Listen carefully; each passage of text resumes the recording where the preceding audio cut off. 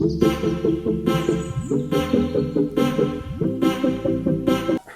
दोस्तों, मैं अमरदीप कादियान। नमस्ते, प्रणाम, सलाम वालेकुम, सत श्री अकाल, जय मसीह की, राम राम जी, जय माता की। दोस्तों, आपका स्वागत है मेरे यूट्यूब चैनल डिसेंट एडवाइज में। दोस्तों, आज हम बात करेंगे Q&A के बारे में, क्वेश्चन एंड आंसर के बारे में।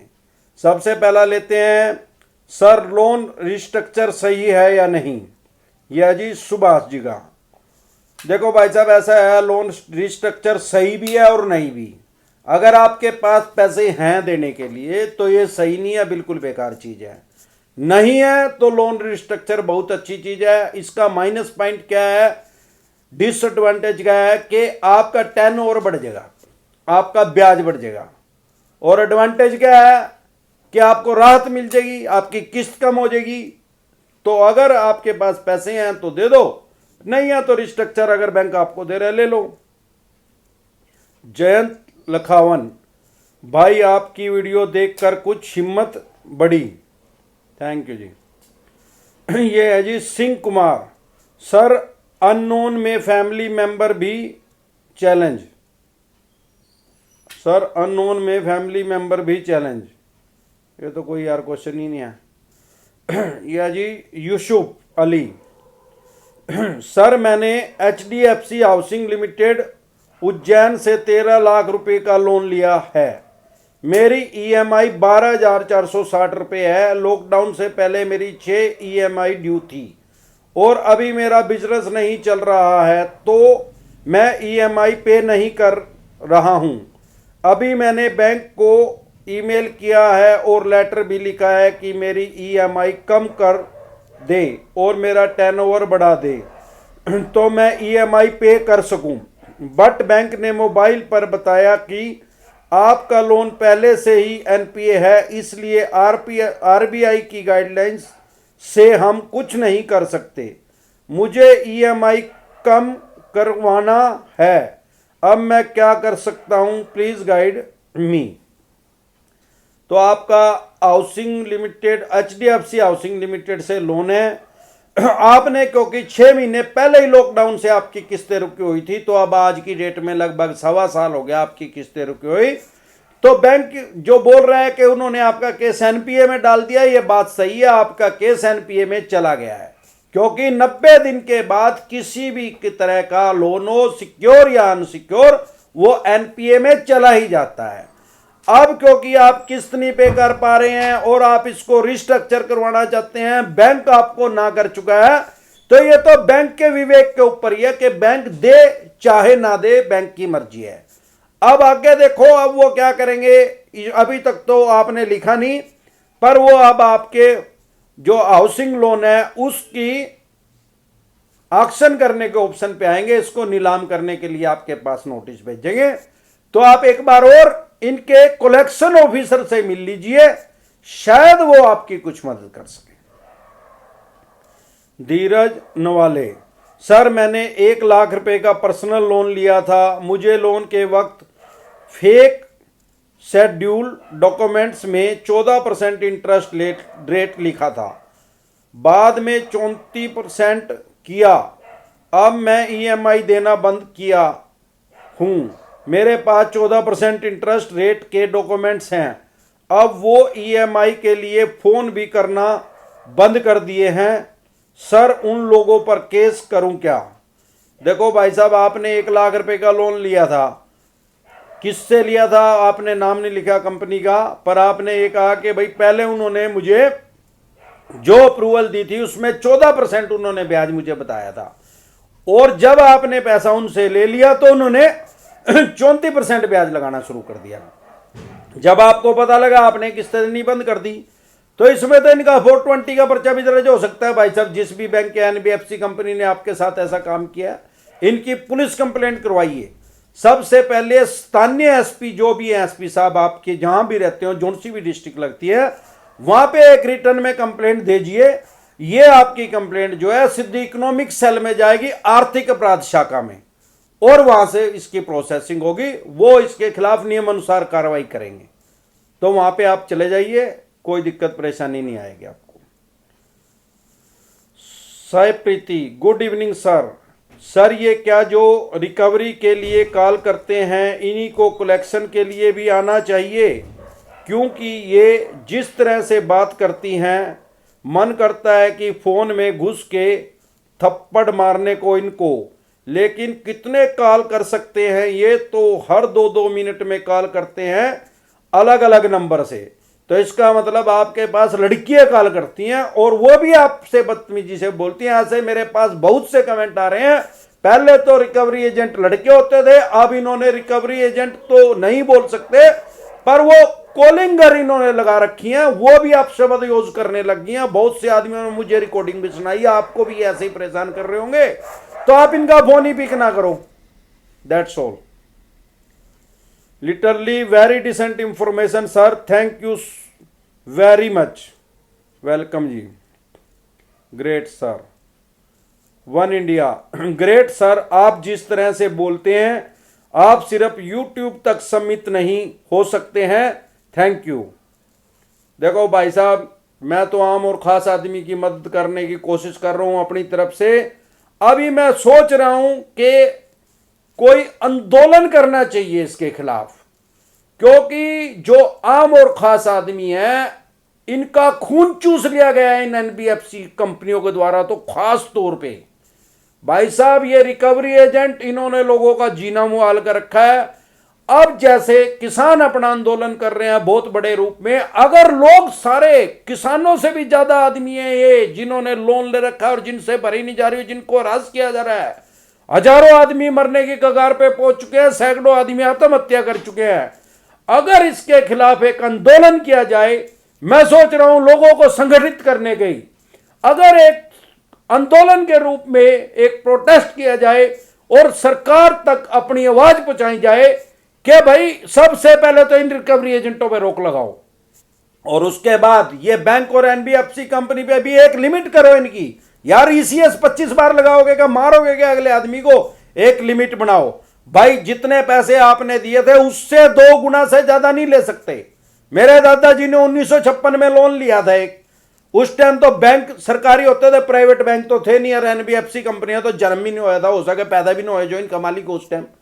5,000 रुपए का लोन लिया था लाई माई शाखा से यहां करनाल में, वो उनसे भरा नहीं गया, मैंने 2000 में भरा, वो सन 2000 में निकलवा के, मैं उसकी रसीद भी है मेरे पास। वो जब मैंने निकलवाया 2000 में, 44 साल के बाद वो सिर्फ 10,000 रुपए हुए। मैंने उनसे पूछा भाई साहब 44 साल में 5,000 के 10,000 ही हुए? उन्होंने मेरे को बोला कि ये जो लाई माई शाखा है ये गवर्नमेंट की स्कीम थी और गवर्नमेंट की शाखा है, 100% से ज्यादा किसी के ऊपर कोई ब्याज नहीं लग सकता। भाई 5,000 रुपए के मैंने 10,000 रुपए भरे और वो रसीद आज तक मेरे पास है और वो फक हो गया लोन। तो इसी तरीके से अब भी करना चाहिए ना। जब सन 1956 में भी ये स्कीम चली हुई तो 2020 में क्यों नहीं इसको लागू कर सकते? अब तो 64 साल हो चुके हैं इस बात को, किसी पे नहीं पैसे दे जा रहे यार, हो के मारोगे क्या उसको? मैं सोच रहा हूं कि लोगों को यहां पे सबसे पहले करनाल में संगठित करूं और फिर उसको मुहिम को सारे देश में बुलाएं। हर आम और खास आदमी के लिए ये खास है, हर आम और खास आदमी समझ सकता है, क्योंकि भाई साहब आप मान के चले बगैर रोए तो मां भी दूध नहीं पियांदी भाई, वह भी सोचा छिक होगा। अब सरकार तक आवाज ही नहीं पहुंच रही है। एनबीएफसी कंपनी वाले 100 करोड़ रुपए दे आए कोरोना काल में। अरे 100 करोड़ रुपए तो दे आए यार, हजारों करोड़ रुपए खून चूस दिया इनका लोगों का। ये 14 बार प्लंटी लगाने लग रहे इनकी। 10,000 रुपए किसी ने 1 लाख रुपए लिया, 7.5 लाख रुपए कर दिए भाई। उसके कहां से देगा भाई? एक तो दे नहीं जा रहा, उससे 7.5 लाख रुपए कहां से देगा? तो इस बारे में आपको भी विचार करना चाहिए। अगर संगठित होकर सब इकट्ठे होकर आवाज उठाएंगे तो मुझे नहीं लगता, सरकार के पास पूरी पावर है। भारत सरकार अगर चाहे तो रिजर्व बैंक को आदेश दे कि इनको रोक लगाओ इनको, और इनके सबसे पहले रिकवरी एजेंटों को ऊपर रोक लगाई जाए और उसके बाद ब्याज पे भी एक लिमिट तक ब्याज प्लंटी लगाई जाए। ये नहीं आ गया एनबीएफसी अब चार्ज है, अब 10-10 बार 15-15 बार बाउंस चार्जेस लगा रहे हैं लोगों को मरने की कगार पे। ये कोई पाकिस्तानी थोड़ी है यार, इंडिया के आदमी, हम भारतवर्ष के आदमी हैं, यही तो हम पैदा हुए हैं। हम कोई अमेरिका से आके यहाँ बसे थोड़ी है या पाकिस्तानी है, हम कोई यहाँ टेररिस्ट है।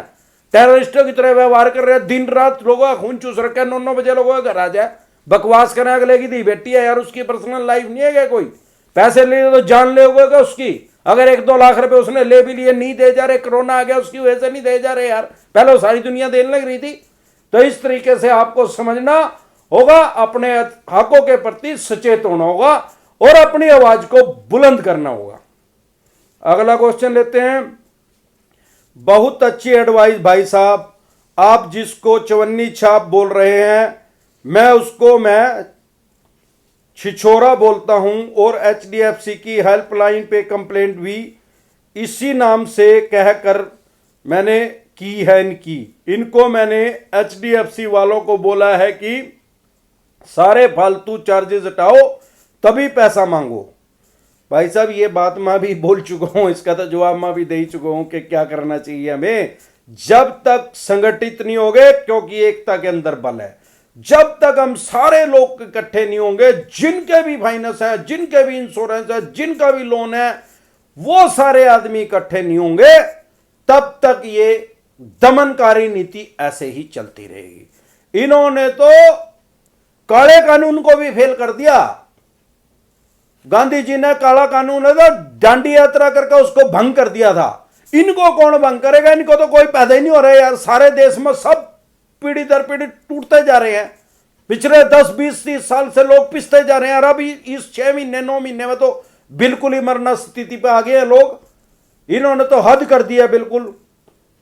एनबीएफसी वाले लोकल गुंडों से थक गए हैं लगता है। अब आज से नकली वकील लोगों का दिल्ली से 011 वाले नंबर से हरासमेंट चालू किया है। भाई साहब मैंने पहले भी इस टॉपिक पे वीडियो बनाई थी। वकीलों के पास कोई राइट्स नहीं आपको फोन करने के। अगर वो फोन कर रहे हैं आपके पास, पहली बात तो 99% वो नकली वकील हैं। 011 नंबर से 30,000 कोर्ट से फलानी कोर्ट से बोलते रहने दो उनको। अगर बोल रहे हैं, अगर असली वकील भी है उसको ये बोलो भाई साहब आपके जो राइट्स हैं आप अपनी लक्ष्मण रेखा को ना लांगो।